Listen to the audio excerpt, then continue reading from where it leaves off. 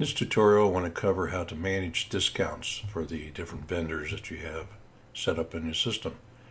And to do that, you go under the Administration tab, so you must have admin rights, and then click on Manage Discounts and Markups.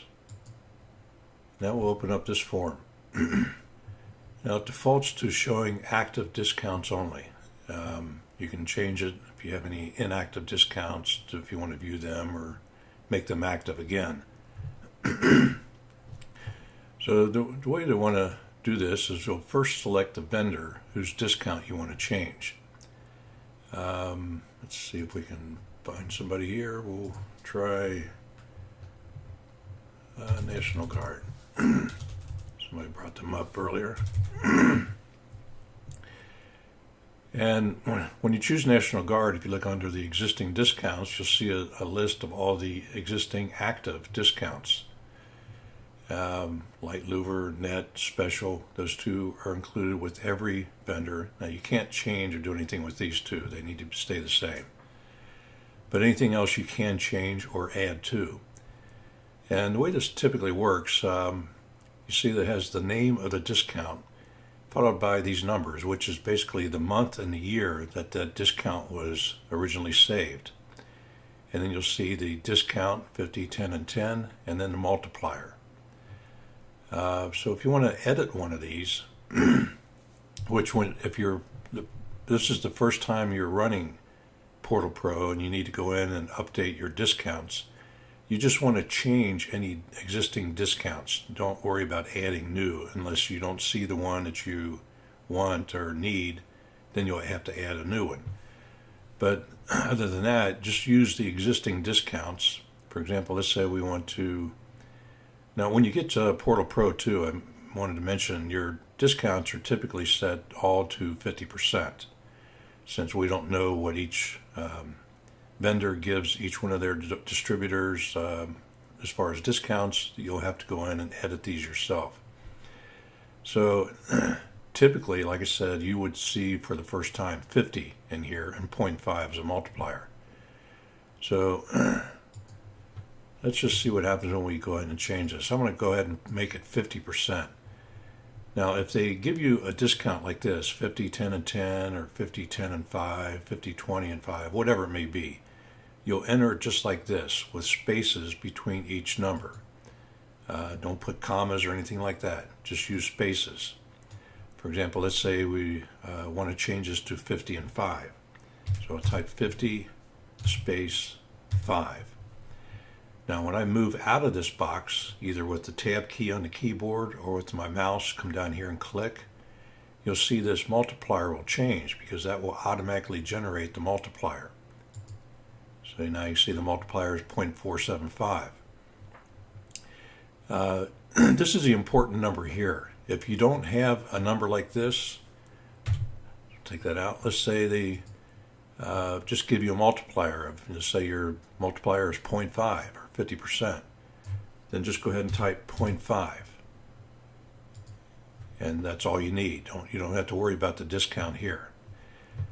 Now, what this is it will save that current month and year at this location and the discount name when I click on Save. So if I click Save, it just verifies that you want to save it. I'll say yes. So now you can see we have light and louver is 0.5. Now, since we only changed it, it did not change the year, the month and year. It left it as it was, which is fine. Don't be too concerned about that. Now, the idea of this is, let's say later on you've used this discount for a while, you have sales orders and estimates and things like that that are using this discount. You really don't want to delete it, but let's say they've given you a new discount of 50 and 10 and 10. So what we want to do is create a new discount. So we'll come back up here, we'll just change this to none. You can see it clears out the fields for us. And we'll go ahead and type in the new name. Let's see what light/louver. Okay, so I want to do light/louver. the discount will be 50, 10, and 10. And again, when I move out of here, it'll generate that multiplier automatically. Now I can go ahead and save this.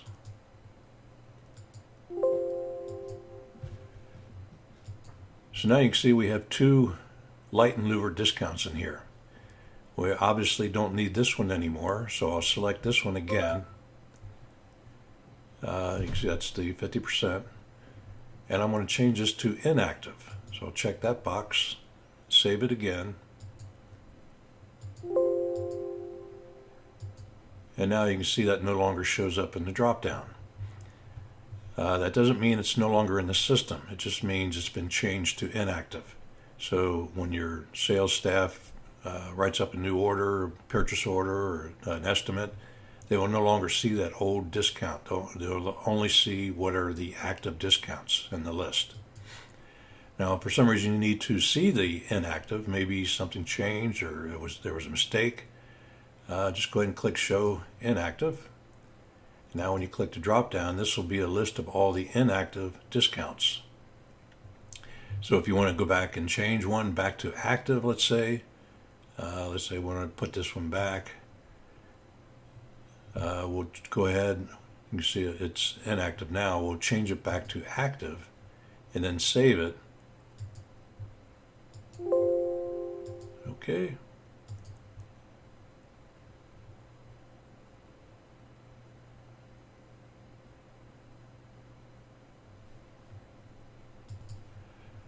So now when you look in the list, we no longer see that as an inactive discount. So we come back up and change this to show active. Now you can see we've got two discounts showing in the list here. So one of them really should go. You really don't want to leave them both. You don't want your sales staff accidentally selecting the wrong discount. So we'll go ahead and make this one inactive again. I'll change this back to inactive. Go ahead and save it. And now you can see it's gone. So that's how this pretty much works. Now once you've changed the discount, for example, that this is a new light louver discount here. What I want to do is I want to update all the products in the system that are currently using that old discount. So if I come in here and I select this discount, this is the discount I want all the products to have in the system. You can come into this area and you can do it several different ways. You can update a discount of all the products by manufacturer or vendor. You go ahead and select who it is. If that vendor only has one discount, let's say, then you'll go ahead and select that discount and go ahead and update all the products to that discount. Or you can do it by category. You can see these are your categories here. And we can update all the products by that category, and you have to select a vendor or manufacturer. So you would want to make sure you select the vendor or the manufacturer out of this list here before you can update the category of the products. Or you can do it by discount. So we just added a new light louver discount. What we want to do is go in and so just to show you what happened there, that other discount is no longer in the active list. If I come into, let's just go to add edit products, and if I pull up National Guard, and we'll change this category to light and louver, because those are the only products we want to see. If I come in here and select an item, you can see it didn't generate a discount or a cost or anything. That's because that discount is not in the list. So instead of going through and manually changing each one of these and changing it back to the new discount, you can do it universally. Let's just get rid of this for a minute. And we'll come in here and we'll say select discount to update. And that was that old light louver discount. I believe this was the one. And we'll say, now you make sure you select a new discount over here, and then come in here and select the old discount that you want to update. and we'll click Buy Discount.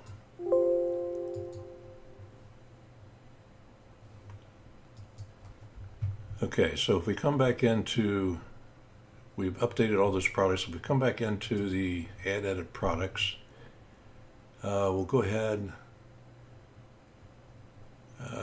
Okay, we can leave that as is. If you reselect a product now you can see it's using that new discount.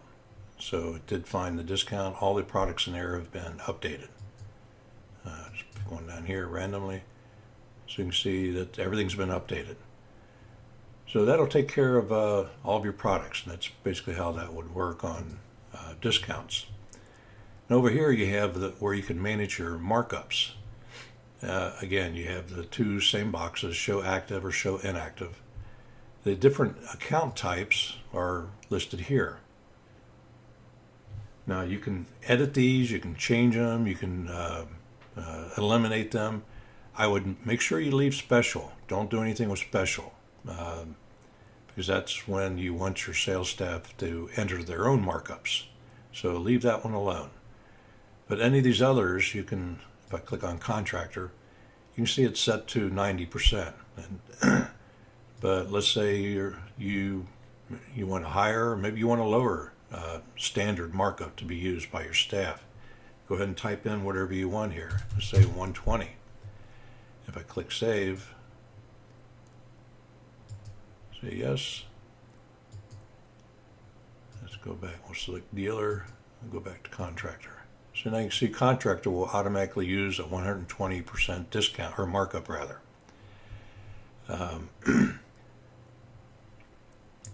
And again, you can, any one of these first 5 here, you can update yourself or put whatever you want your company standard to be. You can eliminate them, or if you want to add a new one, select, make sure this is blank. So that's the empty field here. You'll select that, and then go ahead and type a name and a markup. Call it whatever you want, and then save it. And that will save that as a standard markup. Now your customers, of course, in there, when you're setting up customers, you want to set them up with some sort of a standard discount. I'll just select one here. Come under credit information, right here, contractor or account type rather. This customer is obviously a contractor, but if I wanted to change them to something else, maybe a dealer or a distributor, just so that he gets better pricing for whatever reason, or you can, like I said, create your own, then I would go ahead and select that. And then whenever that customer is selected, it will automatically use that account type.